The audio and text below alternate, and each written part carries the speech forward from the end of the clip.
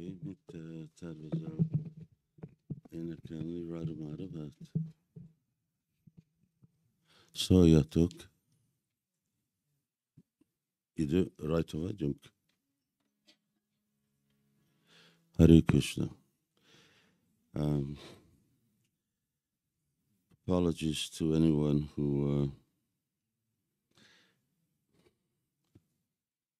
came in at 4:30, at least our time, and we're only here at 5. That's because I needed a little extra time. 4:30'da yani 4:30'da yapacağımızı düşünerek hazırlamış olan kişilere kendini özür diliyorum. 5'te başlayabildik çünkü biraz dinlenmem gerekti. And yes, we'll have a regular Lent for the program. Yani normal bir sürede bitireceğiz dersi, programı. And then we'll do kirtan. Ve sonra da kirtan yapacağız. Who will be here tomorrow for question answers, ishtagosti? Yani işte Goşti için soru ve cevap için burada kimler olacak? Okay. It would be good if yes, as many devotees as possible can attend. Ne kadar çok adanan katılabilirse o kadar iyi olur. Okay, so go ahead.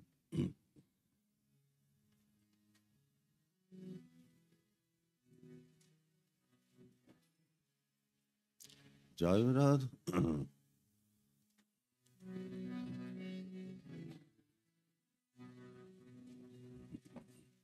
I need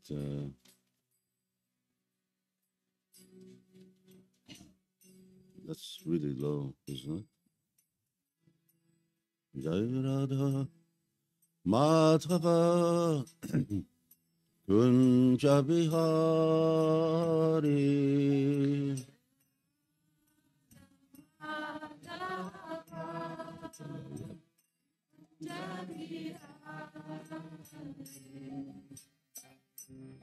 Radha Madhava Kunja Bihari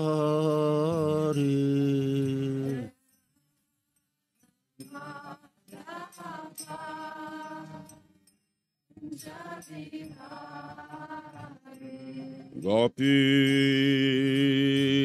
Jana Balaba Girivanatari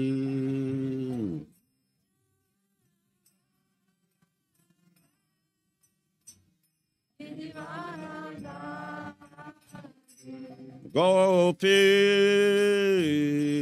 Jana Balaba Girivanatari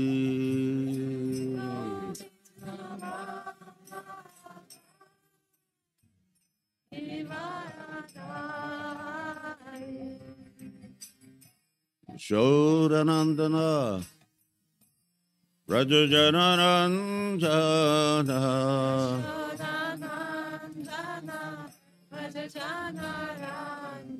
Yashodanandana Rajajanarandana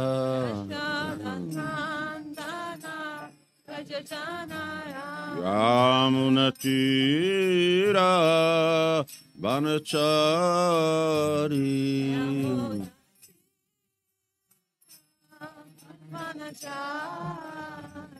Yamunatira Vanachari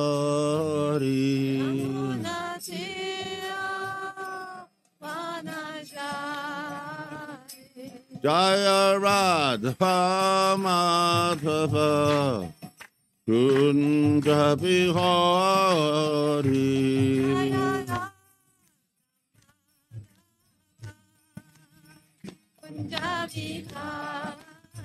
Jaya Radha Madhava Kunja Bihari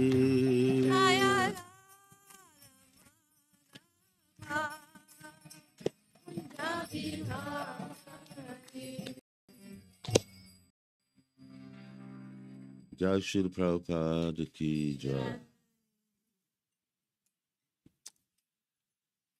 If everybody remembers well, we're just continuing the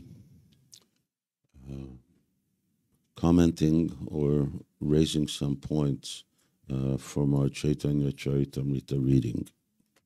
Caitanya Charitamrita'dan bazı noktalar üzerine konuşuyoruz ve bunları aydınlatıyoruz. Herkes bunu iyi bir şekilde hatırlıyordur. And we came to the Gundicha Marjana, or Chaitanya Mahaprabhu's cleaning the Gundicha temple. Gundicha Tapınağı'na geldik ve Chaitanya Mahaprabhu'nun Gundicha Tapınağı'nı temizlemesine.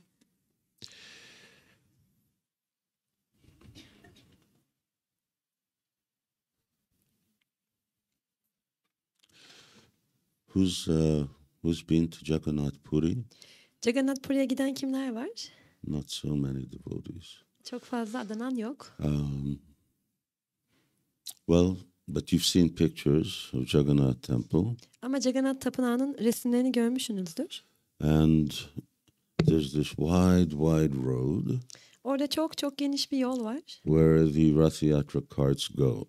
Rath Yatra arabasının gittiği yol bu. And the Rath Yatra carts themselves are extremely beautiful, impressive. Ve Rath Yatra arabasının kendisi çok etkileyici. As is the temple. Tapınak kadar. Who's been inside the temple? Tapınağın içine giren kim var? Only one person. Sadece bir kişi. That's because we're all the wrong color. Çünkü hepimiz beyaz renkliyiz. So we're going to talk about not the temple, but what's on the other side of the road. Biz tapınak hakkında konuşmayacağız ama yolun diğer tarafında olan bir şey hakkında konuşacağız. Which is a much more sedate or smaller building. O binada çok daha küçük bir bina. And that is where the cart goes, or at least Jagannath goes, from the temple to this Gundicha temple building. Ve bu Jagannath Tapınağı'ndan Gundicha Tapınağı'na doğru gidiyor. But first we're gonna offer our obeisances. Ama ilk olarak hürmetlerimizi sunalım.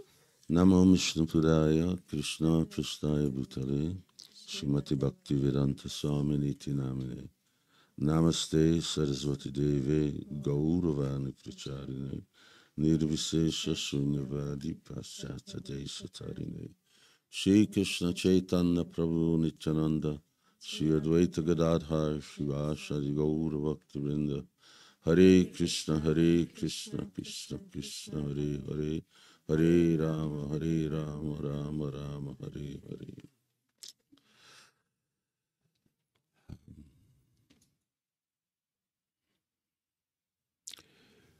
So before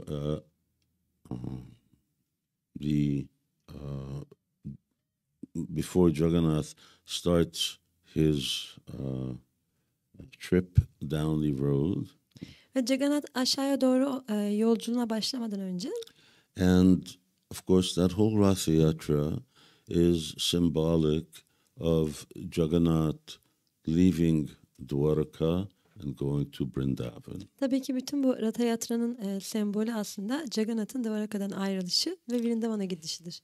This Gundicha temple, it's in this large garden. Ve bu Gundicha Tapınağı da çok büyük bir bahçenin içinde bulunuyor. Almost you could say it's a little forest. Yani neredeyse bunun bir orman olduğunu dahi söyleyebiliriz. Now, you've been in there? Orada bulundun mu? So it's also, they say only for Hindus can go in. Ve sadece Hinduların gidebileceği bir yer deniyor burası içinde. And, but there are multiple, I've seen once a PhD thesis that was done on both the temple and also Gundicha. Hem tapınakla ilgili hem de Gundicha ile ilgili yapılmış bir doktora tezine denk geldim. But the point is that Jagannath stays there for some days. Ama buradaki esas önemli nokta Jagannath'ın orada bazı günler boyunca kalması. And therefore, before he comes, Lord Caitanya does a entire cleaning of the Gundicha temple. O yüzden Chaitanya Mahaprabhu o gelmeden önce bütün Gundicha tapınağını tamamıyla temizliyor. Not just himself, but with all of his devotees. Sadece tek başına değil, bütün adananlarıyla birlikte yapıyor bunu. So when we talk about Lord Chaitanya's devotees, that means those who are there with him all the time, his associates. Biz Rab Chaitanya'nın adananlarından bahsettiğimizde hem orada onunla devamlı olanlardan bahsediyoruz. And those who have come from Sridhar Mayapur and Shantipur and other areas. Ve bir de Şivaram Mayapur ve Shantipur'dan ve diğer bölgelerden gelen adananları var. So it's a very significant pastime. Bu çok önemli bir keyif dolu meşgale. The significance is that if you want Krishna to enter into your heart, it has to be clean. Buradaki önemli nokta da eğer Krishna'nın sizin kalbinize girmesini istiyorsanız onun temiz olması gerektiği. And in order for it to be clean, you have to clean it. Ve onun temiz olabilmesi için de onu temizlemeniz gerekiyor. Chaito darpanamachanam bhavamahadavagninirvapanam. So the cleansing of the heart, Chaitanya Mahaprabhu says, this is what Krishna consciousness is about. Ve Chaitanya Mahaprabhu da Krishna bilincinin bununla ilgili olduğunu söylüyor. Kalbi temizlemekle ilgili. You clean, and Nitya Siddha Krishna Prema and the love that's in the heart, it will come out. Kalbinizi temizliyorsunuz ve kalpteki o aşk ortaya çıkmaya başlıyor. So Chaitanya Mahaprabhu went with many devotees, and they had many water pots, and with these water pots they washed the walls, the floor, even the ceiling. Yani Chaitanya Mahaprabhu birçok adananın oraya gitti ve ellerinde su kovaları vardı ve bunlarla duvarları hatta tavanları bile siliyorlardı, temizliyorlardı. So for 1 year the building had been sitting there. That means that it had collected so much dust. Yani bir yıl boyunca orada kapalı olduğu için bina çok fazla toz birikmiş durumda oluyor. Now when Kaviraj Goswami describes certain events, generally, unless he says otherwise, these are annual events that took place. Kaviraj Goswami'nin bu bahsettiği olaylar her yıl gerçekleşen olaylar eğer aksini belirtmezse. Every year the Mayapur devotees came. Her yıl Mayapur'daki adananlar geldiler. Every year there was a big kirtan on their arrival. Ve her yıl büyük bir kirtan gerçekleştiriyorlardı. Then every year they prepared for Rath Yatra. Ve her yıl Ratha Yatra için hazırlanıyorlardı. Every year they cleaned the Gundicha temple. Ve her yıl Gundicha tapınağını temizliyorlardı. And then they all participated in the Rath Yatra festival. Sonra da Ratha Yatra festivaline katılıyorlardı hepsi. So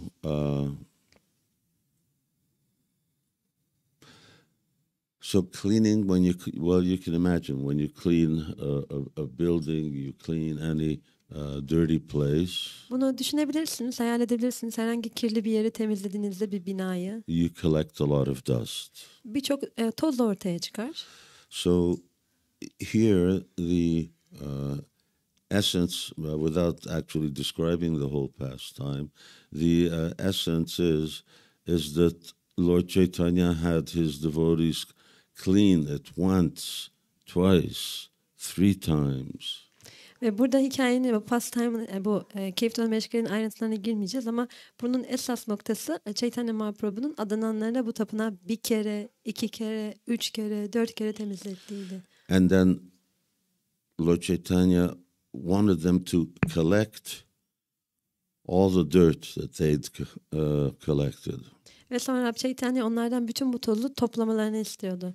And he examined everybody's pile of dirt. Ve ondan sonra herkesin toz yığınını inceliyordu. To see how much dirt they had collected. Onların ne kadar çok toz topladıklarına bakıyordu. And And then of course Lord Chaitanya's pile was always the biggest. Tabii ki Rab Caitanya'nın toz yığını her zaman herkesinkinden daha büyük oluyordu. And then finally Chaitanya Mahaprabhu himself just collected very, very, very tiny parts.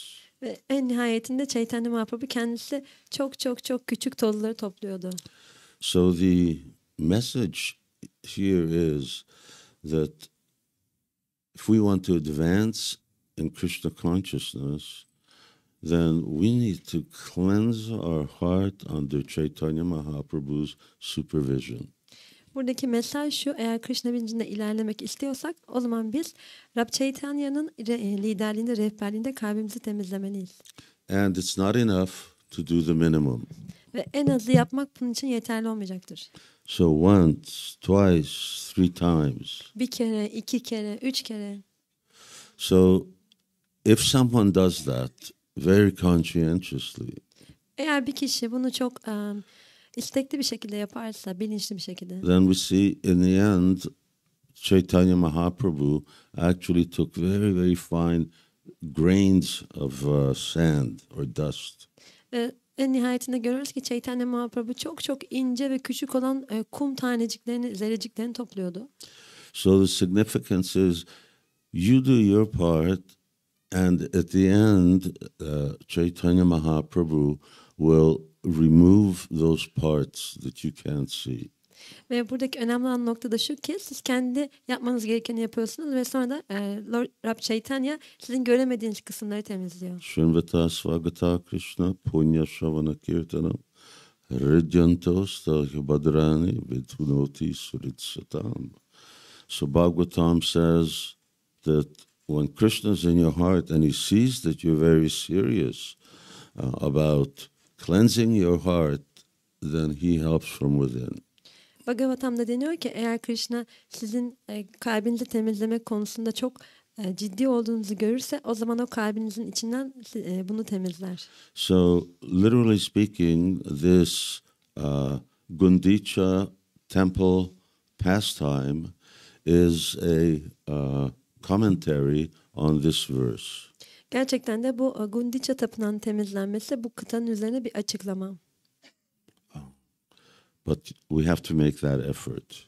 Ama bizim bu çabayı göstermemiz gerekiyor. And it's a very painstaking effort. Bu da çok acı verici bir çaba. So first everyone threw water and everyone was completely wet. İlk olarak herkes tamamen ıslanmış durumdaydı. Which means that you're going to come into certain obstacles. Bu da sizin bazı engellerle karşılaşacağınız anlamına geliyor. After that, not only was everyone wet, I was thinking of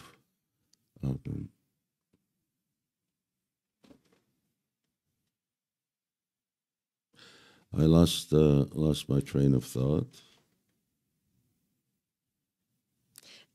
Yani ve herkes sadece ıslanmış durumda değildi. Ben düşünce zincirimi kaybettim. So devotees got wet. Oh yes. And they came to a point where they did nothing but chant Krishna, Krishna, Krishna, Krishna. And that was how they communicated. Ve bir yerden sonra adananlar sadece Krishna, Krishna, Krishna, Krishna'yı söylemeye başladılar ve bu şekilde iletişim kuruyorlardı. So when they're passing the pots to each other of water, birbirlerine kovaları verirken ya da suyu, then someone saying Krishna, Krishna, which means here, take the pot, and someone says Krishna, Krishna, which means okay, I've got it. Yani birisi diyordu ki Krishna, Krishna, yani al bu kovayı. Öteki de diyordu ki Krishna, Krishna, tamam aldım, tuttum. So that ultimately, when you want the heart to be clean, then you have to be fully absorbed and fully surrendered to the holy name. Eğer kalbinizin gerçekten temizlenmesini istiyorsanız kutsal isimlere tamamıyla dalmanız gerekiyor. And that ultimately, whatever you want, you will get just by chanting Hare Krishna. Ve ne istiyorsanız nihayetinde Hare Krishna mantrasını söyleyerek ona sahip olacaksınız. Whatever that is that you want to achieve. Yani başarmak istediğiniz şey ne olursa olsun. So this strong faith in Krishna's holy name is also being emphasized here. Burada Krishna'nın isimlerine duyulan bu güçlü inanç da vurgulanıyor. So this takes place just before the Rath Yatra festival. Bu tam Rath Yatra Festivali'nden önce gerçekleşiyor. And it's followed then by Lord Chaitanya's ecstatic dancing. Ve bunu da Rab Caitanya'nın huşu dolu dansı takip ediyor.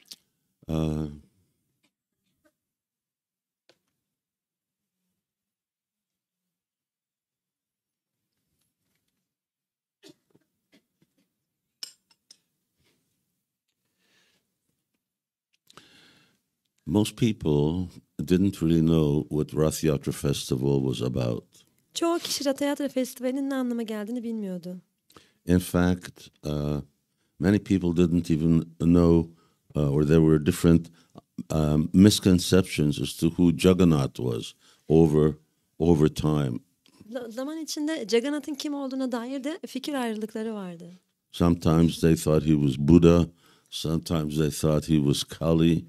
So bazen onun lot of confusion. Bazen onun Buda olduğunu düşünmüşlerdi, bazen Kali olduğunu. Birçok kafa karışıklığı vardı bu konuda. Because as Krishna says, Sakaline Amata Joganashta, that over time, if there's not a strong disciplic line, then the whole view of Krishna consciousness gets lost. Çünkü Krishna bunu söylüyor. Eğer yani bozulmamış bir öğretmen öğrenci zinciri yoksa zaman içinde bu bilgi kayboluyor.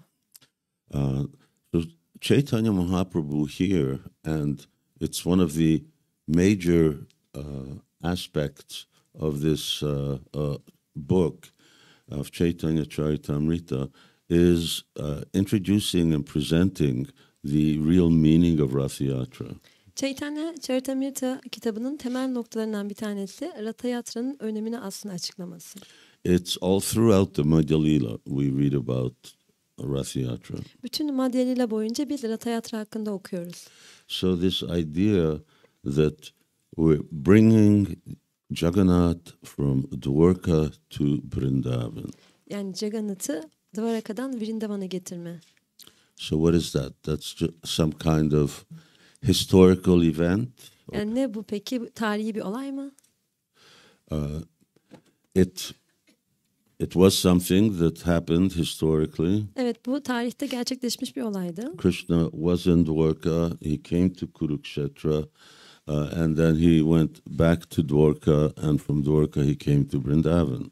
Evet, Krishna Dwaraka'daydı, Kurukşetra'ya geldi ve oradan Dwaraka'ya döndü ve oradan tekrar Vrindavan'a gitti. But it's more than just history. It's more than just some kind of form of entertainment. Ama bu bir tarihsel olaydan daha fazlası ya da bir eğlenceden daha fazlası. But rather, it's actually giving the essence of our philosophy and the essence of our own spiritual lives. Aslında bu bizim felsefemizin ve kendi spiritüel yaşamlarımızın özünü açıklıyor. So if Rath Yatra is about Krishna going back to Vrindavan, Rath Yatra eğer Krishna'nın Vrindavan'a dönüşüyle ilgiliyse, that means that those who are participating in Rath Yatra festival, they're also going back to Vrindavan. Yani bu da Rath Yatra Festivali'ne katılanların da Vrindavan'a geri döndüğü anlamına geliyor. So it's going back. That's what we say, going back to Godhead. Yani geri dönüş. Bu biz Tanrı'ya geri dönmek diyoruz buna. So, and what is Godhead? Peki yani Tanrı'nın krallığı nerede? Godhead is Vrindavan. O Vrindavan'da. Now, if there's Vrindavan, then that means that the essence or the perfection of Krishna consciousness is what takes place in Vrindavan. Yani Krishna bilincinin özü ve mükemmelliği Vrindavan'da gerçekleşen bir şey.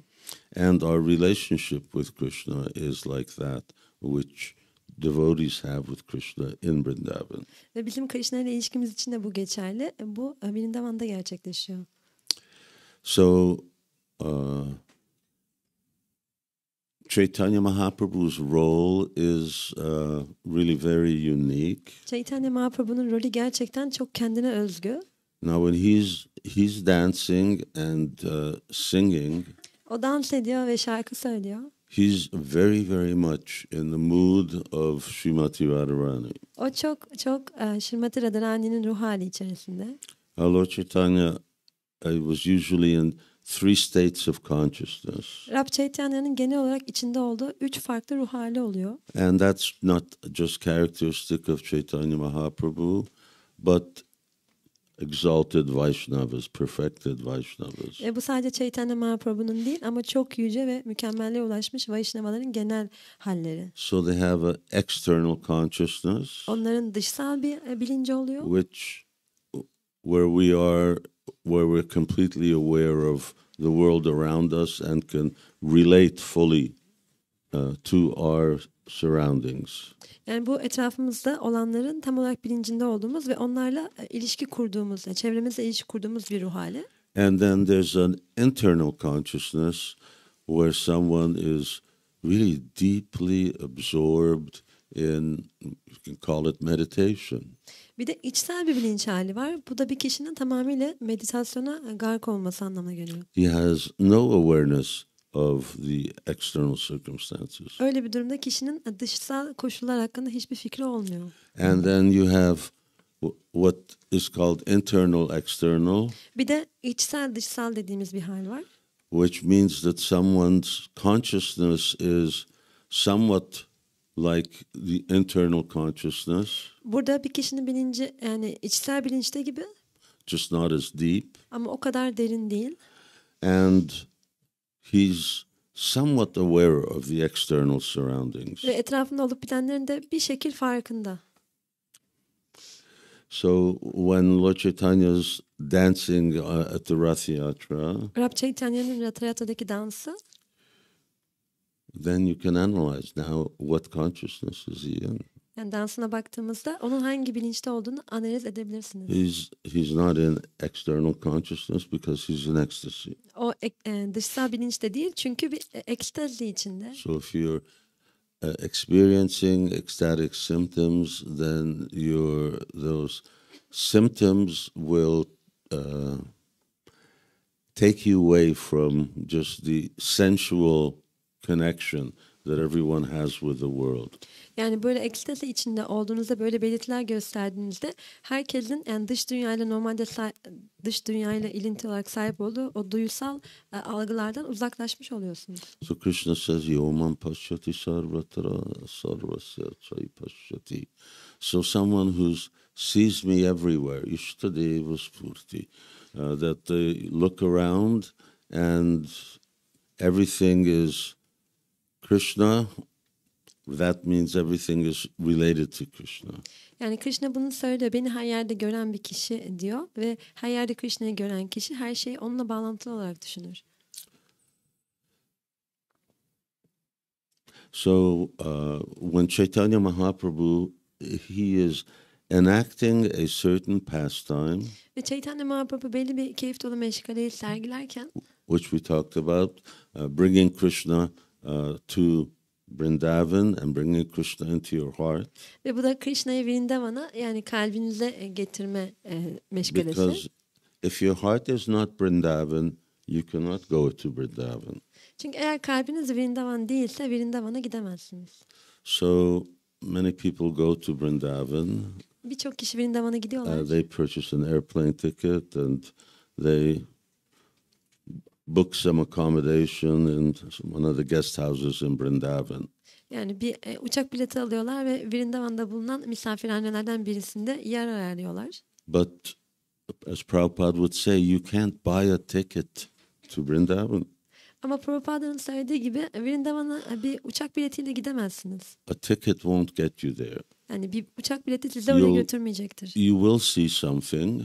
Bir şey göreceksiniz. You'll see the external representation of Vrindavan. Vrindavan'ın dışsal halini göreceksiniz. But the real Vrindavan, it's described repeatedly in Srila Prabhupada books. Srila Prabhupada says, or Srila Prabhupada, Rupa Goswami in Upadesha Amrita says, Sukirtananu smrityo kramena rasanam manasiniyodya tishtam vrajitad anugami jananugami Tishtan Brajetad. So living in Vrindavan. Gerçek Vrindavan'dan bahsederken Şrila Prabhupada ya da Rupa Goswami Upadeshamrita'da şöyle diyor. Gerçek Vrindavan'da yaşamak. So Rupa Goswami is saying we should all live in Vrindavan. Yani Rupa Goswami hepimizin Vrindavan'da yaşaması gerektiğini söylüyor. But all the commentators explain that if when someone can't physically live in Vrindavan, then they should live in Vrindavan within their minds. Yani buna yorum yapanlar şöyle diyorlar hepsi. Eğer bir kişi Vrindavan'da yaşayamıyorsa fiziksel olarak o zaman zihninde Vrindavan'da olmalı. Okay, where are we in our minds? Peki biz zihinlerimizde neredeyiz? Are we in Vrindavan? Biz Vrindavan'da mıyız? Are we in Istanbul? İstanbul'da Are we mıyız? in London? Londra'da mıyız? Or are we in Hungary? Ya da Macaristan'da mıyız? Are we living in our family home? Ailemizin evinde mi yaşıyoruz? Where are we living? We have all of these things that identify with, but we're distant from Vrindavan. Bizim kendimizi kimliklendirdiğimiz birçok şey var ama Vrindavan'dan çok uzaktayız. So making our heart Vrindavan. Kalbimizi Vrindavan haline getirmek. Tishti Vrajetad Anugami Jananugami Anyway Sat Krishna Nama Charitadi Sukkirtinanu. Again, Rupa Goswami says one should do Sukkirtan. You don't hear this word Sukkirtan anywhere else. Yine Rupa Goswami bunu söylüyor ve Shukrita kelimesi söylüyor ve bunu da başka hiçbir yerde duymuyoruz. Sukkirtan means very nice kirtan. Sukirta demek çok hoş bir kirtan demek. Chanting japa is kirtan. Japa yapmak kirtandır. So, but Sukkirtan means offenseless chanting. Ama sukirtan kabahatsiz yapılan So when we japadır. don't commit any offenses while we chant, Eğer biz mantra söylerken hiçbir kabahat işlemezsek, or even as we're living from hour to hour and day to day, hatta saat yaşarken ya da bir günden bir güne, then our eating, even our sleeping becomes Sukkirtan.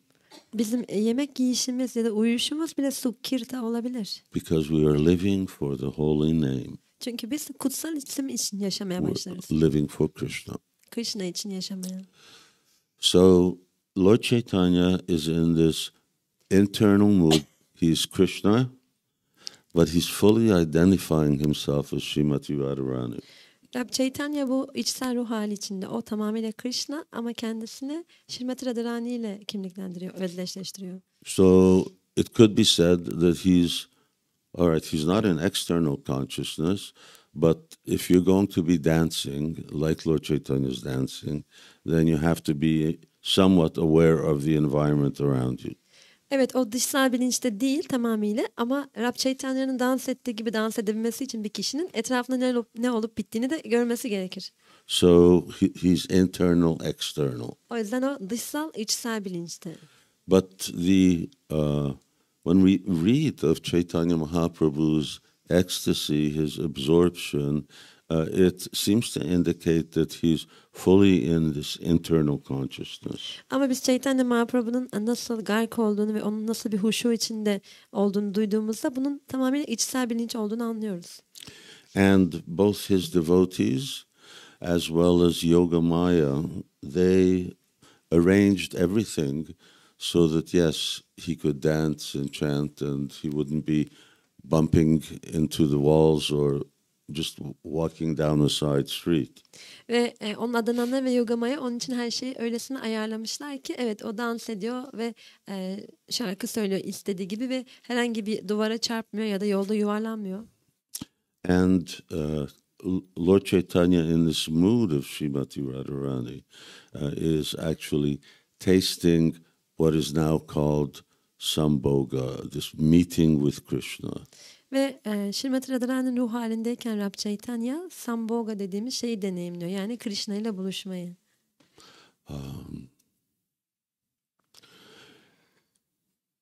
Lord Chaitanya used to sing a certain song when he was absorbed in this mood. Rab Caitanya bu ruh halindeyken belli bir şarkı söylüyordu. Yakomara hara saiva hibara. I forget all the lines, but in any case, it was a popular song. It was not some kind of shastra or some kind of Krishna conscious bhajan. Yani bu popüler bir şarkıydı aslında. Bu bir şastra değildi ya da Krishna bilinçli bir bhajan değildi. Of course, 500 years ago, a lot of popular songs were somewhat Krishna conscious anyway. Ama yani 500 yıl önce popüler şarkıların da çoğu Krishna bilinçlilerdi. Although there was also a lot of songs about love between ordinary men and women and erotic things that was also there. Tabii ki yani sıradan bir kadın ve erkek ilişkisini anlatan erotik şarkılar da mevcuttu. And no one understood what this meant except for Swarup Damodar Goswami. Ve hiç kimse de Swarup Damodar Goswami'den ne beklendiğini anlamıyordu. But when Rupa Goswami once went to visit Lord Caitanya and he stayed there for the Rath Yatra. Rupa Goswami bir keresinde Rab Caitanya'yı ziyarete gitti ve orada Rath Yatra için kaldı. Then he heard Lord Caitanya and he also understood. O zaman o Rab Caitanya'yı duydu ve o da anladı. So he composed another verse that explained what exactly this popular song in the context of Lord Chaitanya's ecstasy, what it meant. Ve tekrar bir kıta yazdı ve bu popüler şarkının aslında Rab Caitanya'nın bilincinde ne anlama geldiğini açıkladı. Priyasoham Krishna sahachari kurukshetra militas tata saradha ita ubayor sangamam sukam. So in the mood of Srimati Radharani, she says that this is the same Chaitra, the month of Chaitra. Bu Srimati Radharani'nin modundayken diyor ki bu aynı Chaitra ayı. That's April, May. Bu sanırım Nisan ve Mayıs. I think so. Sanırım. And these are the same Kadamba forest that we're in. Ve biz aynı Kadamba ormanında bulunuyoruz. But here we are in Kurukshetra. Ama biz şimdi Kurukşetra'dayız. And there are so many soldiers here and so much opulence. Ve orada birçok askerler var ve çok fazla zenginlik var. And here's Krishna. Ve orada Krishna var. Same Krishna and I'm the same Radharani. Ve diyor ki o aynı Krishna ve ben de aynı Radharani'yim. But I don't like it here. Ama bundan hoşlanmıyorum buradaki I durumda. want to go back to Vrindavan. Ben Vrindavan'a geri dönmek I istiyorum. want to go back on the bank of the Jamuna. Yamuna'nın kenarlarına geri dönmek istiyorum. And listen as Krishna's playing the flute. Ve burada da Krishna'nın flütü So duyuluyor. the idea is that even being with Krishna elsewhere is not good enough. Yani Krishna ile başka bir yerde birlikte olmak bile yeterince iyi değil. What Gaudiya Vaishnavas mean that they want Krishna in Vrindavan. Gaudiya Vaishnavalar demek Krishna'yı Vrindavan'da isteyenler demektir. So this is Lord Chaitanya's mood. That finally, yes, Krishna is returning, coming back to Vrindavan. Evet, bu Rab Caitanya'nın ruh hali. Nihayetinde Krishna Vrindavan'a geri dönüyor. Jagannath is returning to Gundicha. Ve Jagannath da Gundicha tapınağına geri dönüyor. And is Gundicha ready? Ve Gundicha da hazır. Yes, very clean, decorated very nicely. Çok temiz, çok güzel bir şekilde süslenmiş. And then that Gundicha represents Vrindavan. Ve bu Gundicha da Vrindavan'ı temsil ediyor. So here the message is also that our hearts have to be so clean. Only then will Lord Chaitanya bring Krishna into your heart. Ve buradaki mesaj da şu ki kalplerimiz o kadar temiz olmalı ki ancak o zaman Rab Caitanya Krishna'yı bizim kalplerimize getirecek. You can't go to Krishna directly. Siz Krishna'ya direkt olarak gidemezsiniz. Or if you try, but it will take a long, long, long time. Ya da bunu deneyebilirsiniz ama bu çok çok çok uzun zaman alacaktır. You have to go through Caitanya Mahaprabhu. Sizin bunu Caitanya Mahaprabhu aracılığıyla yapmanız gerekir. So Caitanya Mahaprabhu will bring Krishna into our hearts if our hearts are clean enough. Caitanya Mahaprabhu eğer kalplerimiz yeterince temizse Krishna'yı kalplerimize getirecektir. And if we've also participated in this activity of bringing others also to Vrindavan Ve biz and de to eğer Krishna. diğerlerini Vrindavan'a, Krishna'ya geri getirme faaliyetlerine dahil olursak. So Lord Chaitanya did a lot of extraordinary things, usually at this dancing kirtan. Rab Caitanya bu dans sırasında, kirtan sırasında çok sıra dışı şeyler yapıyordu. He performed miracles. O bazı mucizeler gerçekleştiriyordu. Now, during the year when he's with his intimate devotees, you don't really see Chaitanya Mahaprabhu performing miracles. Yani yakın adananlarıyla birlikte olduğu bütün bu yıl boyunca Chaitanya Mahaprabhu'nun bu tür mucizeler sergilediğini görmüyorsunuz. I mean, there were different kirtan parties. Farklı kirtan partileri vardı. Because they couldn't just hear one kirtan party. There's a million people, and beginning with Balaram's cart to the end of Jagannath's cart is like hundreds of meters.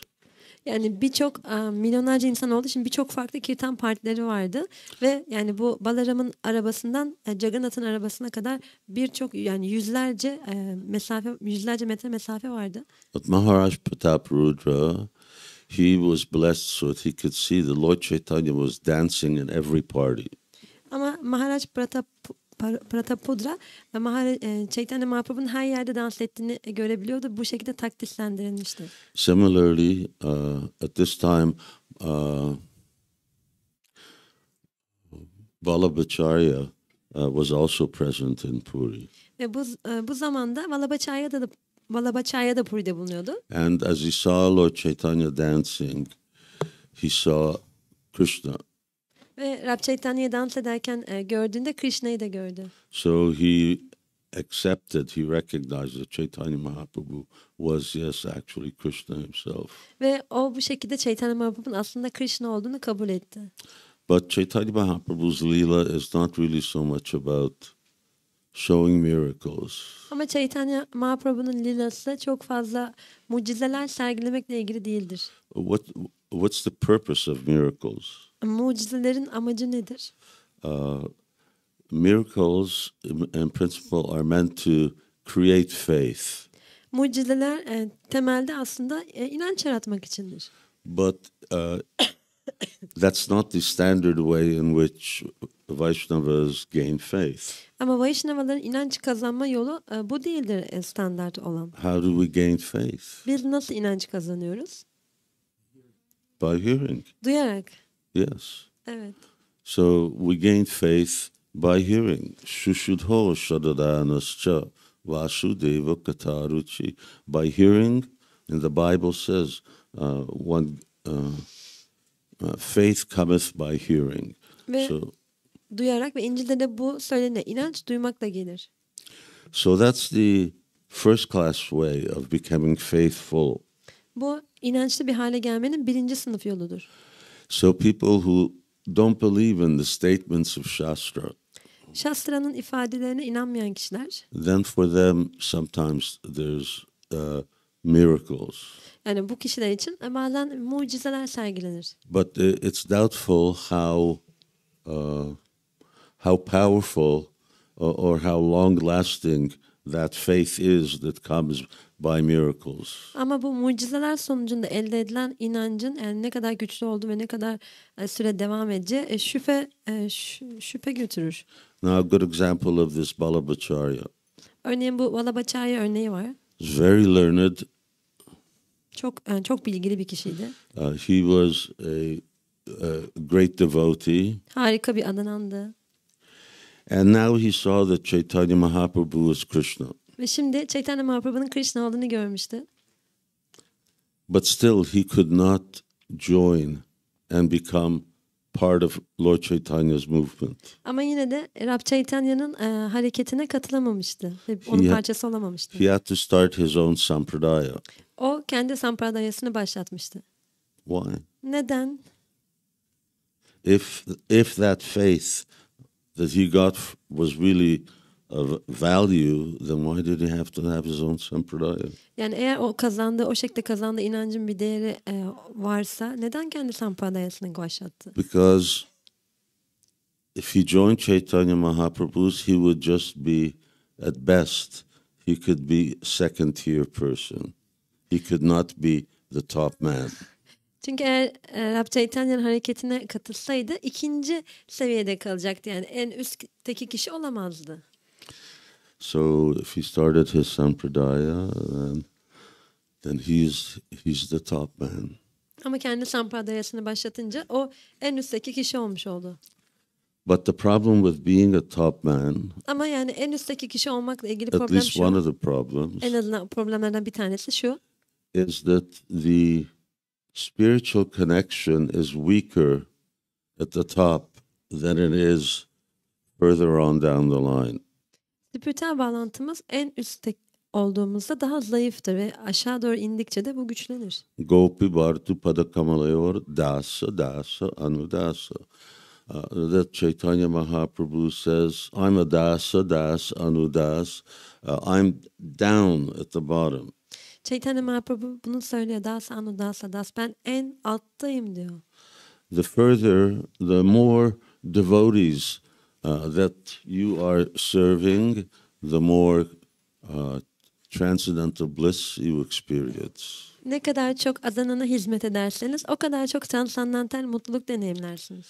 So Chaitanya Mahaprabhu's Rath Yatra, and then finally he halfway in this Rath Yatra festival, Lord Chaitanya stopped at the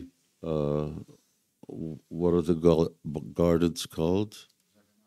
Jagannath Ballabha Gardens. Thank you.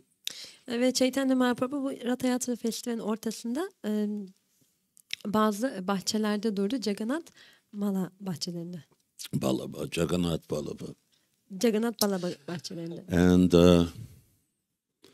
And he went there to rest. Orada dinlenmeye gitti. And this is where he and his devotees also took prasadam. Ve orada o ve adananları prasadam onurlandırdılar. But the important thing was that this was also where Lord Chaitanya finally gave his mercy to Maharaj Prataparudra. Ve burası aynı zamanda Rab Chaitanya'nın Maharaj Prataparudra'ya merhametini de verdiği yerdi. Now Maharaj Prataparudra was the king of Orissa and parts of surrounding states. Maharaj Prataparudra Orissa ve onun etrafındaki eyaletlerin kralıydı. Very powerful king. Ve çok güçlü bir kraldı. And very Krishna conscious. Ve çok da Krishna bilinçliydi. He was a great devotee. Yani çok büyük bir adanandı. And he wanted to meet the Lord Chaitanya. Ve Rab Chaitanya ile buluşmak istemişti. But Chaitanya Mahaprabhu refused to meet with him. Ama Chaitanya Mahaprabhu onunla buluşmayı reddetti. Because he was a materialistic person. Çünkü o materyalist bir kişiydi. So here is actually a point where Srila Prabhupada and the Chaitanya Charitamrita elaborate on. Burada Chaitanya Charitamrita'nın ve Srila Prabhupāda'nın üzerine konuştuğu, açıkladığı bir durum var.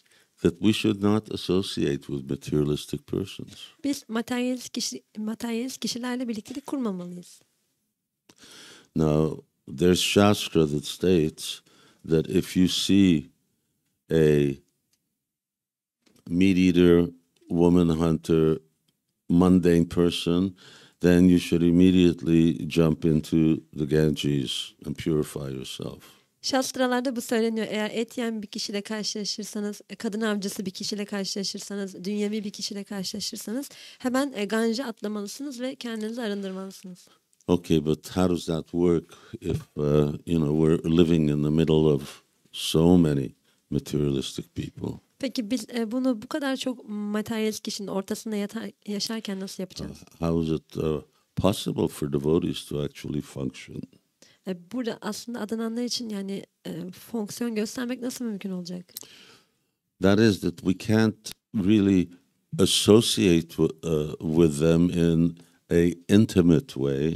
Biz onlarla çok yakın bir birliktelik kurmayabiliriz. We associate in a very functional way. Çok fonksiyonel bir birliktelik kurabiliriz. As much as necessary that's required due to the social, economic, practical circumstances we're in. Yani içinde bulunduğumuz sosyal, ekonomik veya pratik koşulların gerektirdiği kadar yani gerekli olduğu kadar birliktelik kurabiliriz. So yes, all right, we have a job, we work somewhere, so we have a boss and we have to interact with them. Yani bir yerde çalışıyorsak bir patronumuz vardır ve onlarla bir şekilde etkileşim içine girmemiz gerekir. But we should always insulate ourselves. Ama biz her zaman kendimizi izole etmeliyiz. Don't get too close. Çok fazla yakınlaşmayın. What's too close? Çok yakın ne demek? You will know because Krishna will tell you in your heart, now you're getting too close. Yani siz bunu fark edeceksiniz çünkü Krishna kalbinizle size bunu söyleyecek, şimdi çok yaklaşıyorsunuz. So automatically a devotee will hear in his heart that this is no longer yukta vairagya, this now is becoming boga, you're getting into sense gratification. Yani bir adanan kalbinde bunu duyacaktır. Bu artık yukta vairagya değil ama bu artık boga yani duyu tatminine yönelmiş olmak oluyor.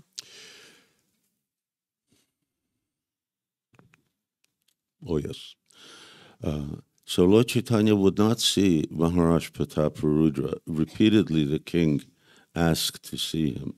Maharaj Prataparudra birçok kere Rab Chaitanya'yı görmek istemesine rağmen Rab Chaitanya onu görmek istememişti. Because the king was always in this mood, I am a king. Çünkü kral hep o ruh hali içindeydi. Ben bir kralım. And I want to meet Chaitanya Mahaprabhu. Ve ben Chaitanya Mahaprabhu ile buluşmak istiyorum. But when you're in this mentality, I'm the boss, then you can't have a relationship with Lord Chaitanya.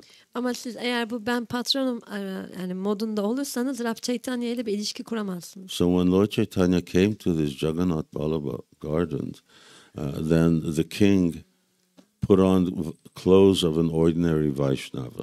Ve Rab Chaitanya bu Jagannath Ballabha bahçelerine geldiğinde Maharaj üstüne sıradan bir kişinin kıyafetlerini giydi. And he was massaging Lord Chaitanya's his legs. Ve Rab Chaitanya'nın bacaklarına masaj yapıyordu. And he was singing Srimad Bhagavatam. Ve Srimad Bhagavatam'ı şarkı olarak söylüyordu. Jaitite dikam janmana braja. So he was singing from the 10th canto. 10. kantodan şarkılar söylüyordu. And then Lord Chaitanya embraced him. Ondan sonra Rab Chaitanya ona sarıldı. Oh, especially when he was saying this verse that Tavakatamrita tapta jivanam kavivir iritam kalmasapaham. So he, Lord Chaitanya, heard this verse and he stood up and embraced him. Rab Chaitanya bu kıtayı duyduğunda ayağa kalktı ve kralı kucakladı. He's saying, you're so magnanimous, you're giving me so much pleasure. Dedi ki sen çok muhteşemsin, bana çok mutluluk veriyorsun. So the king was now no longer in the robe or the consciousness of a king. He was just in the robe of an ordinary devotee. Yani kral o anda artık bir kral halinde değildi, ruh halinde değildi ama sıradan bir adanan olmuştu. And then Lord Chaitanya accepted him. Ve o zaman da Rab Chaitanya onu kabul etti. Now that's, for instance, a problem with leaders in ISKCON. Ve bu da İSKCON'daki liderlerle ilgili bir problem. Not a problem with them, but it's something they need to be very careful with. Yani bu onların problemi değil ama çok dikkatli olmaları gereken bir konu. So when you're a GBC, a guru, a sannyasi, a temple president, and so on, then the risk is high that the consciousness comes, I'm a boss.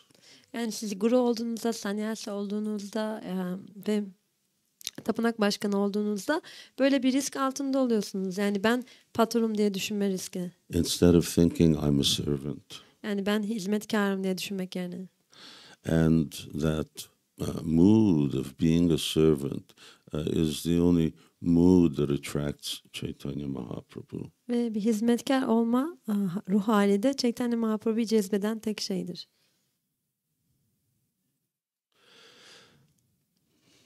Yeah.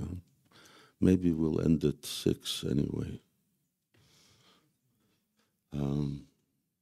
Belki 6'da bitirebiliriz yine de. There are many other lessons to be learned, but maybe we'll just move on to the last one. Buradan öğrenilecek birçok ders var ama biz şimdi sonuncuya doğru geçeceğiz. And this is Chaitanya Mahaprabhu accepting prasadam at Sarvabhauma Bhattacharya's home in Puri. Bu da Chaitanya Mahaprabhu'nun Puri'de Sarvabhauma Bhattacharya'nın evinde prasadam kabul ettiği hikaye. Now, to the best of my knowledge, Sarvabhauma Bhattacharya didn't have his own home, but rather he was given residential quarters by the king for the 4 months that the Mayapur devotees stayed there. Benim bildiğim kadarıyla Sarvabhauma Bhattacharya'nın kendi evi yoktu ama adananların Mayapur'dan geldiği dönemde 4 ay orada kaldıkları süre için kralın kendisine tesis etmiş olduğu yerde kalıyordu. And devotees would regularly invite Lord Chaitanya to their home. Adananlar düzenli bir şekilde Rab Chaitanya'yı evlerine davet ediyorlardı. To take prasadam lunch. Öğle yemeğini, prasadam yemeği. Which means that they all cooked Bengali food, because Lord Chaitanya was a Bengali, and the kind of food that Jagannath eats is different than Bengali cooking. Ve onlar Bengali tarzı yemek yapıyorlardı. Çünkü Rab Chaitanya Bengaliydi. Ama Jagannath'ın yediği yemekler daha farklı.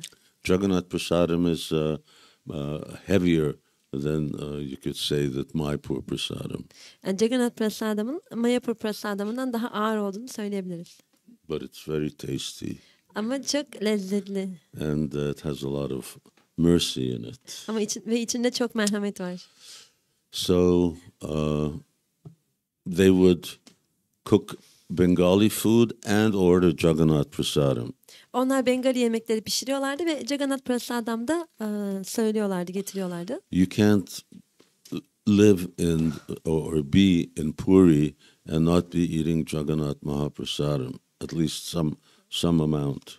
Yani siz Puri'de olup da Jagannath Mahaprasadam yemeden duramazsınız. En azından bir miktar. It's offensive. Yani bu bir kabahat olacaktır. This is the way to worship Jagannath by accepting his remnants. Yani Jagannath'a ibadet etmenin yolu budur. Onun artıklarını kabul ederek. And you don't want to cross Jagannath. Ve Jagannath'ı da yani böyle geçmek istemezsiniz. Yani so he's very unique in the way he goes about doing things. O yani bir şeyler yapma konusunda çok kendine özgüdür. So here one of the features is that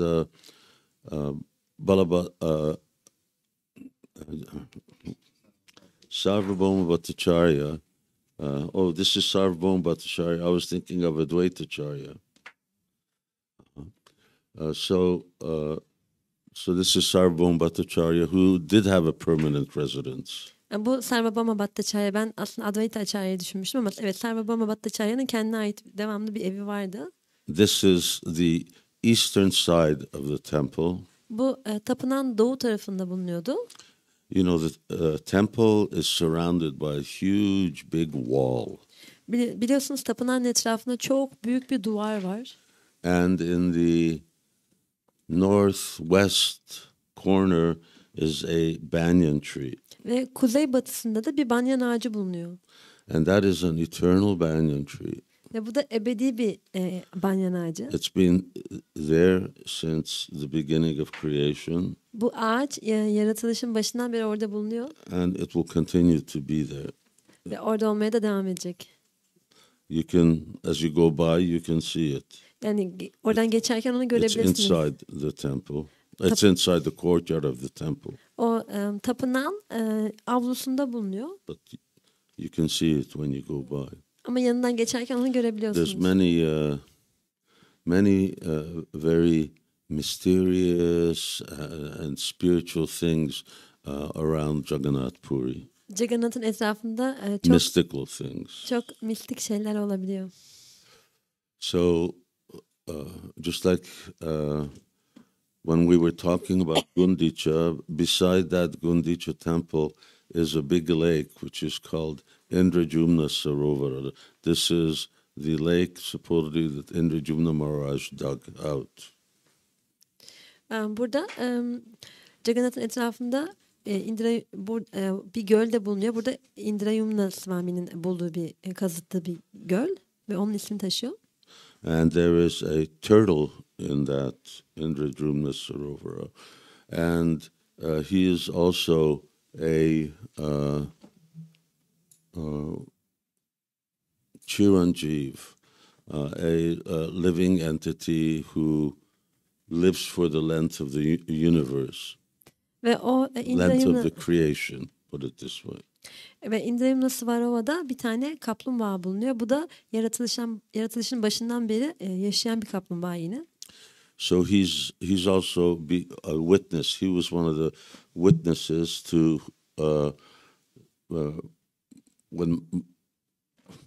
when Maharaj Indrajumna went to invite Lord Brahma to come down. Then many hundreds and thousands of years passed. Yani ve bu aynı zamanda Maharaj Indrayumna Rab Brahma'yı çağırdığında orada bulunuyordu. Bunun tanığıydı aynı zamanda. So when he came back, he had to prove that he was the one who built Jagannath Temple. Ve çok zaman geçtiği için geri döndüğünde Jagannath Tapınağı'nı kendisinin inşa ettiğini kanıtlaması gerekiyordu. So he had two witnesses. Orada da 2 tane tanık vardı. One was this turtle. Bir tanesi bu kaplumbağaydı. And the other is a crow. Ve diğeri de bir kargaydı. It starts with a B. Bundari kaka. Kaka means crow. Bundari kaka. Kaka karga demek. Kaka. Kakabusha. Okay, so that's his name, Kakabusha.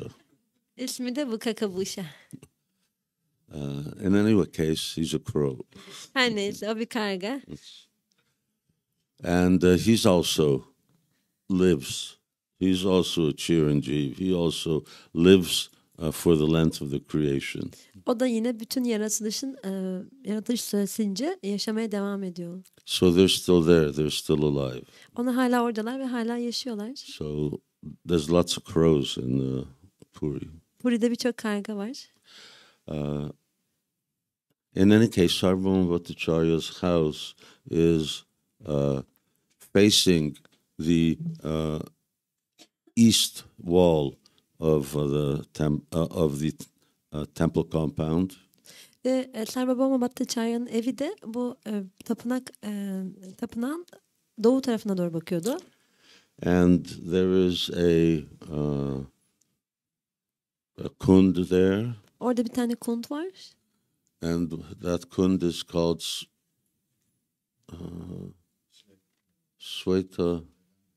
Sweta Ganga. O kund da Shveta Ganga. So I won't tell the story of that.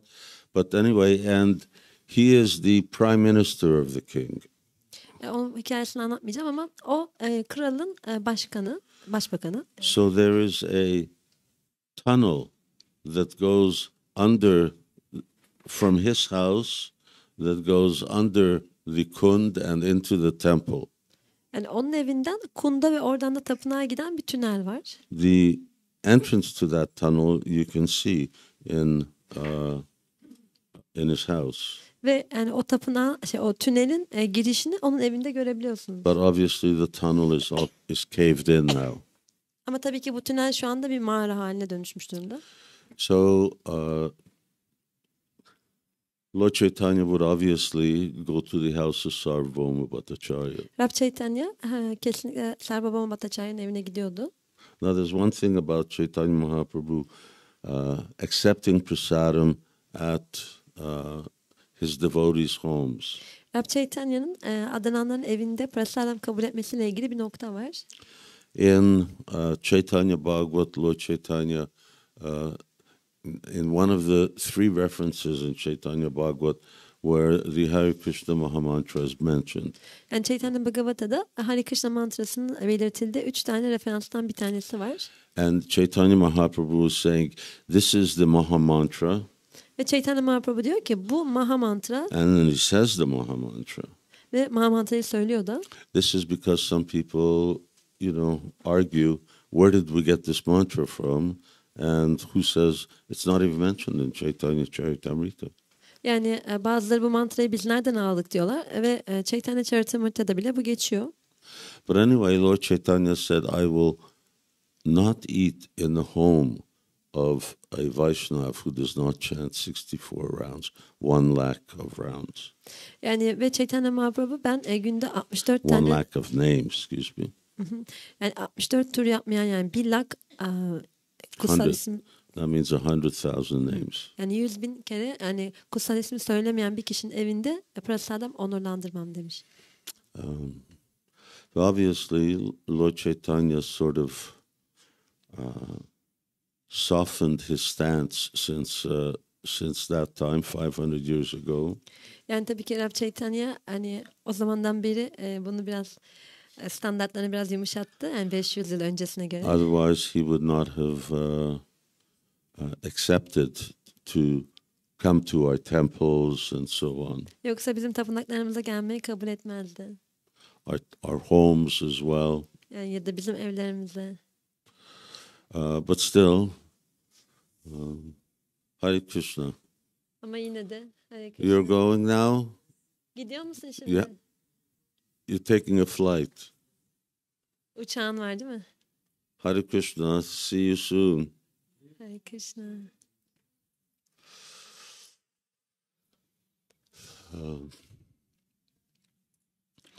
So the thing is, once again, that Lord Chaitanya can be attracted by devotees who have taste for the holy name.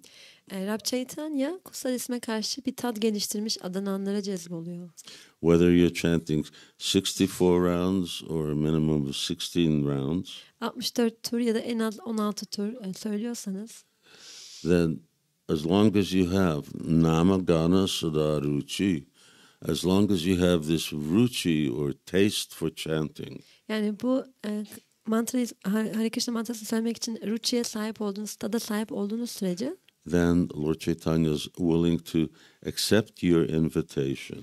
Rab Chaitanya sizin davetinizi kabul etmeye istekli oluyor. And remember, we're talking about inviting Jagannath into our hearts. Biz Jagannath'ı kalbimize davet etmekten bahsediyorduk. But if you don't have Chaitanya Mahaprabhu, if you haven't invited him, then you're not going to be able to invite Jagannath either. Ama eğer Rab Chaitanya'yı davet etmeyi başaramadıysanız Rab Jagannath'ı da davet edemeyeceksiniz. So Sarvabhauma Bhattacharya's wife cooked wonderful prasadam.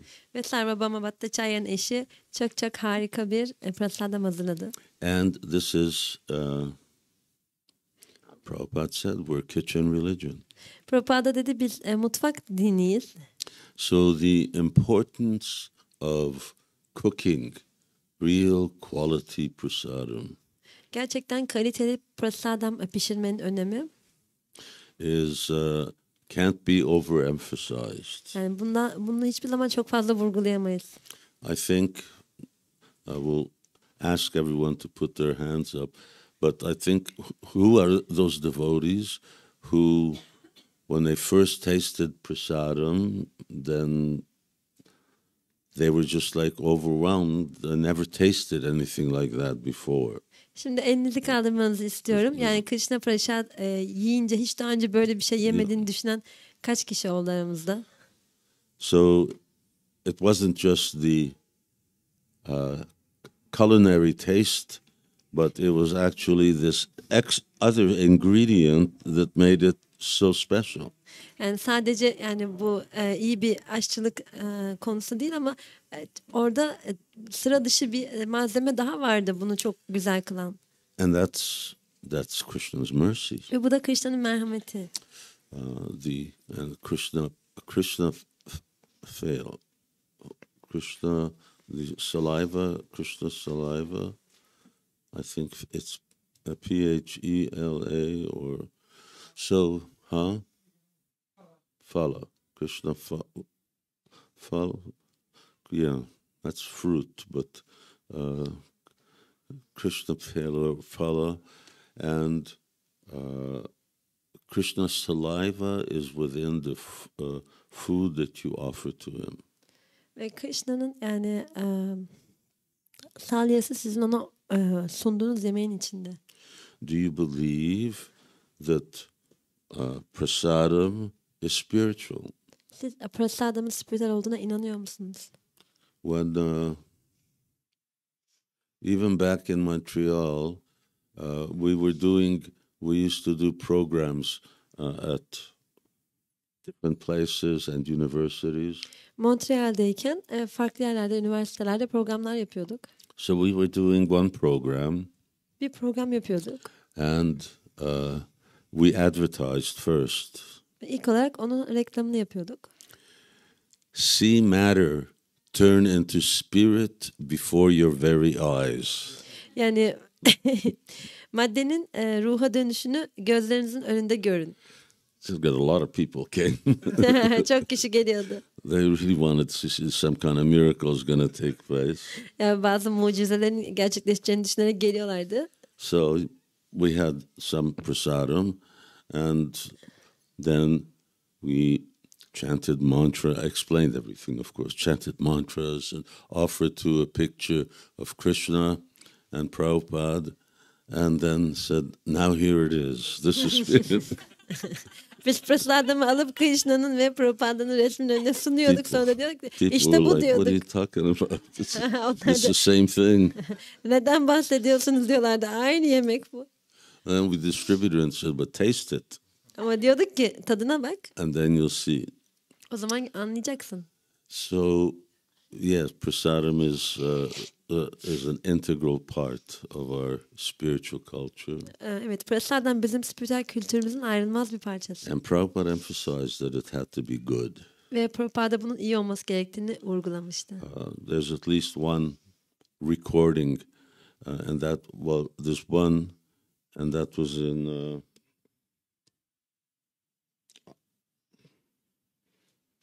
I forget the name, in South India, where we have a temple. Anyway, we had a big Hyderabad, and we had a big farm. Ve bu Güney Hindistan'da tabii bizim tapınağımızın olduğu bir yerde Hyderabad'da. Hyderabad. You see this picture of Prabhupada sitting with one knee up, and he's very relaxed, leaning against the tree. Orada Prabhupada bir tane dizini kaldırmış bir durumda bir ağaca yaslanmış çok rahat bir şekilde oturuyor. Well, he wasn't relaxed for very long. Uzun süre böyle rahat oturamamıştı. He asked to taste what they were actually distributing, prasadam. Dağıttıkları prasadamın tadına bakmak istemişti. And when he tasted it, Prabhupada got so angry, he just threw it away. Ve tadına baktığında o kadar kızdı ki attı yemeği. He says, this isn't fit to be fed to a horse. Dedi ki bu bir ata bile vermek için uygun bir yemek değil. And then, when Prabhupada got into something, then he would just repeat it over. This isn't, you can't even feed this to a horse. This is horse food. He just kept going on and on. Prabhupada bir şeye taktığı zaman onu birçok kere tekrar ediyordu. Bu bir atın bile yiyeceği bir şey değil. Bunu bir ata bile veremezsiniz diyordu. So Prabhupada wanted nicely tasting prasadam. Prabhupada yani tadı çok hoş olan bir prasadam hazırlamamızı istedi. Prabhupada was an expert cook. Ve tabii ki Prabhupada kendisi çok iyi bir aşçıydı. Expert cook. So in Caitanya Charitamrita, there are different places where Lord Chaitanya just says, if someone eats this shak, the spinach. Caitanya Charitamrita'nın farklı yerlerinde Chaitanya Mahaprabhu'nun söylediği bir şey var. Bir kişi bu şakı yerse, It is called ıspanağı, achuta shak. It is reddish. kırmızımsı bir ıspanak bu. He says that anyone who eats this shak, they will get love of God.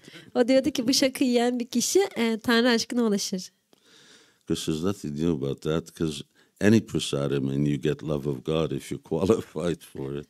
Yani evet, bu yeni bir şey değil aslında. Herhangi bir prasadamı yediğimizde eğer o niteliklere sahipsek Tanrı aşkına ulaşabiliriz. So Lord Chaitanya also he would eat. Rab Chaitanya da yiyordu. Although he played the role of a sannyasi. Bir sannyasi rolünü oynuyor olmasına rağmen. And he said, no, I should just eat a very little. Ve çok az bir şey alacağım demesine rağmen. Sarvabhauma would say, why are you talking about eating little? Sarvabhauma Bhattacharya da ona diyordu ki yani neden böyle az yiyeceğini söylüyorsun? You have so many forms throughout so many planets and so many universes. Senin bütün bu gezegenlerde ve evrenlerde birçok farklı formun var. And you're accepting so many offerings through all of those. You're eating so much. Bir sürü sana sunulan şeyi kabul ediyorsun. Bir sürü şey yiyorsun. So why are you making such a big thing out of a few preparations? Ve buradaki birkaç yemekle ilgili neden böyle bir şey yapıyorsun yani? Bunu niye kabul etmiyorsun? So devotees were always very, very good at convincing Lord Chaitanya of what he should do. Adananlar her zaman Rab Chaitanya'yı ne yapacağı konusunda ikna etmek konusunda çok başarılılardı. Except for when Lord Chaitanya got angry. Sadece bu Rab Chaitanya kızdığında geçerli değil. When they wanted him to do something that he thought was really against religious principles or the principles of a sannyasi. Yani ondan dini ilkelere veya bir sannyasi olmanın ilkelerine aykırı bir şey yapmasını istediklerinde. One was when wanted you should forgive Chota Haridas for just looking at a woman. Bir keresinde Chata Haridas'ı sadece bir kadına baktığı için cezalandırmıştı. Onu affetmesini istediler. And many devotees came. Birçok Adana'na ona geldiler. And Lord Chaitanya kept sending them away. Ve Rab Chaitanya onların hepsini kovdu. So finally, Brahmananda Bharati came, or one of Madhavendra Puri's disciples. In other words, Lord Chaitanya's senior. Bir tane Adnan geldi sonra. Madhavendra Puri'nin öğrencisiydi. Brahmananda Bhatti galiba. And Lord Chaitanya said, listen, I'm going to leave Puri and you'll never see me again here. Rab Chaitanya dedi ki Puri'den ayrılacağım ve bir daha beni göremeyeceksiniz. If you keep asking me to do what something is impossible for me. Benim için mümkün olmayan bir şeyi benden yapmamı istemeye devam ederseniz böyle olacak. He said, I can't stand to see the face of a sannyasi who associates intimately with women. Ben dedi kadınlarla yakın ilişki içinde olan bir sannyasinin yüzünü görmeye dayanamıyorum. And of course Chota Haridas committed suicide. Ve tabii ki Chota Haridas intihar etti. And then Lord Chaitanya said, yes, this is the suitable thing for a sannyasi who breaks the principles. Ve Rab Chaitanya da evet dedi yani ilkeleri Chota Haridas wasn't even a sannyasi. İlkeleri yıkan bir kişi bir sannyasi için bu uygun bir davranış dedi. Brahmachari. Chota Haridas sannyasi bile değildi, brahmachari'ydi. Another one was when they wanted him to meet the king. Bir diğer zamanda kralı görmesini istedikleri zamanda. Lord Chaitanya says a sannyasi doesn't go to see a king. Rab Chaitanya dedi ki bir sannyasi krallarla buluşmaya gitmez. Especially me going to him. Özellikle ben ona gideceğim. Him coming to me is one thing, but me going to him is out of the question. Yani belki onun bana gelmesi söz konusu olabilir ama benim ona gitmem söz konusu bile olamaz. Again he said, if you push this, then I'll leave. Ve dedi ki yine bunu daha fazla zorlarsanız ayrılacağım, gideceğim. So that's when devotees backed off. O zaman da adananlar geri çekildiler. So Lord Chaitanya does have a bottom line in terms of our conduct and our way of life. Ve Rab Caitanya'nın böyle sınırları vardı. Yani davranışlar söz konusu olduğunda veya yaşam tarzı söz konusu olduğunda. But even then, Chaitanya Mahaprabhu was always very, very merciful. Ama yine de Caitanya Mahaprabhu her zaman çok çok merhametliydi. There's no end to Chaitanya Mahaprabhu's mercy. Caitanya Mahaprabhu'nun merhametinin bir sonu yoktu. Because he's not just Krishna, but he's Krishna, but his heart is like Srimati Radharani's heart. Very, very soft. Çünkü o Krishna'ydı ama kalbi Srimati Radharani'nin kalbiydi. Yani çok yumuşaktı. There was a disciple of Srila Prabhupada. Srila Prabhupāda'nın bir öğrencisi vardı. English disciple. İngiliz bir öğrencisi. And he's very, very eccentric. Çok egzentrikti. So he one day he asked Prabhupada whether he could paint Prabhupada's fountain in his garden in Vrindavan. Bir keresinde Vrindavan'da bahçesinde Srila Prabhupāda'dan bir çeşme yapabilir miyim diye sordu. Onun çeşmesini yapabilir miyim diye. Yeah. So he painted it. He painted, the top part of the fountain. He painted it like a candy cane. You know what a candy cane is? It's candy. It's in the form of a cane, and it's all different colors. Bir şeker kamışı gibi yani yaptı onu. Farklı böyle renkler olan bir şeker gibi yaptı bu çeşmeyi. So when devotees saw that, they thought that's it. Adananlar bunu gördükleri of dediler ya. So Tamal Krishna Maharaj wanted to send him away. Tamal Krishna Maharaj onu göndermek istedi. But so when news came to Prabhupada, then Prabhupada called Tamal Krishna Maharaj. Ve haberler Prabhupāda'ya ulaştığı zaman Prabhupada Tamal Krishna Maharaj'ı çağırdı. And Tamal Krishna Maharaj is complaining. Ve Tamal Krishna Maharaj şikayet ediyordu. Srila Prabhupada, how long can we tolerate this? This is like he's always doing some kind of crazy things. Ve diyordu ki Prabhupada biz buna nasıl dayanacağız? Her zaman böyle çok çılgınca şeyler yapıyor. Srila Prabhupada said, that's all right. He said, Tamal Krishna Maharaj said, but Prabhupada, isn't there some limit? That someone can only just does so much, and then that's like too much. He crosses the line. Srila Prabhupāda'da problem değil diyordu. Tamal Krishna Maharaj peki Prabhupada dedi yani bunun bir sınırı yok mu yani bir noktaya geldiğinde bu artık çok fazla diyemez miyiz? So Srila Prabhupada said, no, Caitanya Mahaprabhu, there's no limit to Caitanya Mahaprabhu's mercy. Srila Prabhupada da hayır dedi yani Caitanya Mahaprabhu'nun merhametinin bir sınırı yoktu. He just he forgives and forgives, and there's no end. Chaitanya Mahaprabhu always accepts his devotees. O her zaman affederdi ve her zaman adananlarını yani öğrencilerini kabul ederdi. And then Prabhupada looked at the fountain. Sonra Prabhupada bu çeşmeye baktı. Hey, besides, I like the painting. Yani her şey bu arada yani renklerden hoşlandım dedi. So I think it's still painted like that. So many things that we learn from Lord Chaitanya's teachings. Bizim bunun gibi Rab Caitanya'nın öğretilerinden öğrendiğimiz birçok şey var. His conduct. Onun davranışları. There's a statement in Chaitanya Charitamrita that the ultimate teachings of a great personality are established by his conduct. Ve Caitanya Charitamrita'da bir ifade var. Çok yüce bir kişinin ilkeleri onun davranışlarıyla sergilenir deniyor. So how does someone conduct himself in certain pastimes and certain circumstances? Bir kişi belli bir olay gerçekleştiğinde nasıl davranıyor, nasıl tepkiler veriyor? That in itself is the conclusion of Shastra.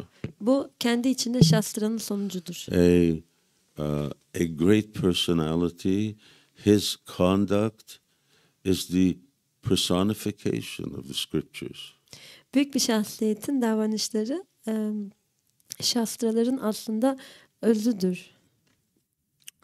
So we should examine Lord Chaitanya's teachings, Chaitanya Mahaprabhu's teachings, and his pastimes, and see what messages they hold for us.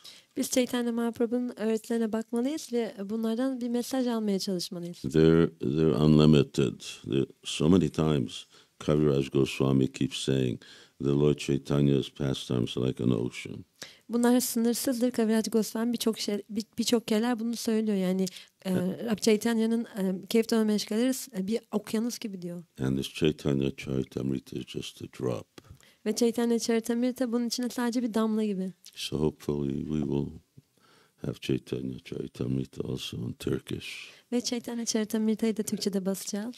It will be a great addition to our library. Bu bizim kütüphanemiz için harika bir kaynak olacaktır. Okay, thank you everybody. This is we're just going to have a question answers tomorrow. Herkese çok teşekkürler. What time? Yarın soru cevap buluşmamız olacak. Kaçta?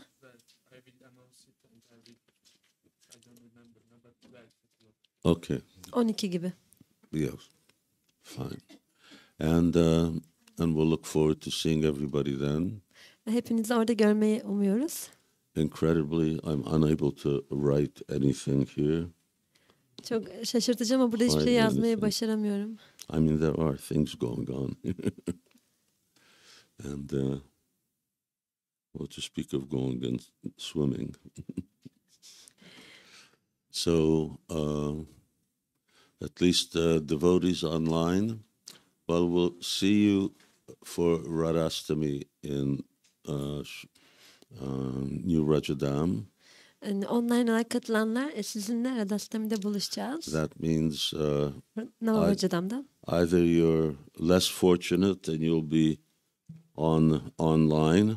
Ya daha az talihli olacaksınız ve online olarak izleyeceksiniz. Otherwise, you'll come. Ya da geleceksiniz.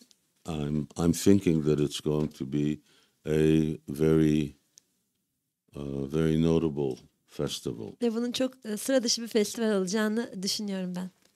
You know, we had for Janmashtami, Govinda Maharaj and I sort of divided up our time so that, you know, we all survived through Janmashtami Vyas Puja. Janmashtami sırasında Govinda Maharaj ve ben zamanlarımızı ona göre ayarladık ki festivalden sonra hayatta kalabildik. So Janmashtami dressing the deities, I was doing that. I was already 3 hours standing. Yani ben Janmashtami'de murtileri giydirirken 3 saat ayakta kaldım. So he came and led Guru Puja and then Kirtan for an hour. Sonra o gelip Guru Puja'yı ve Kirtan'ı yönetti bir saat boyunca. And then I chanted for an hour. Sonra ben bir saat boyunca söyledim. And then the agreement was after I chant, then I go back to the house and take a little rest before coming back. Aramızdaki anlaşmaya göre de ben söyledikten sonra eve gidip biraz dinlenecektim, sonra geri gelecektim. And before I got out of the temple room, Govinda Maharaj had everybody sit down to continue the kirtan. Ben yani tapınaktan çıkmadan önce Govinda Maharaj herkesi oturtup kirtana devam ettirdi. You noticed that, Radha Krishna?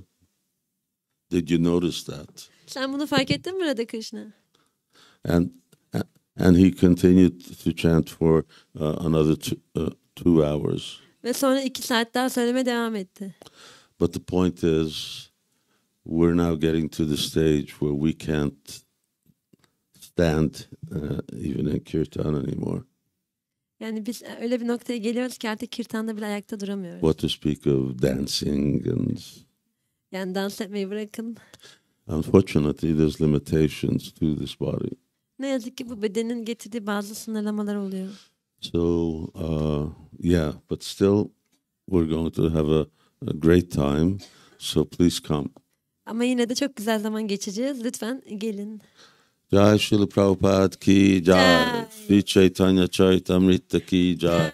Jai Nitai Gaur Premanandi. Hari Hari Bol. Şivaram Svami Maharaj ki jai. Gaur Bhakta Vrinda ki jai.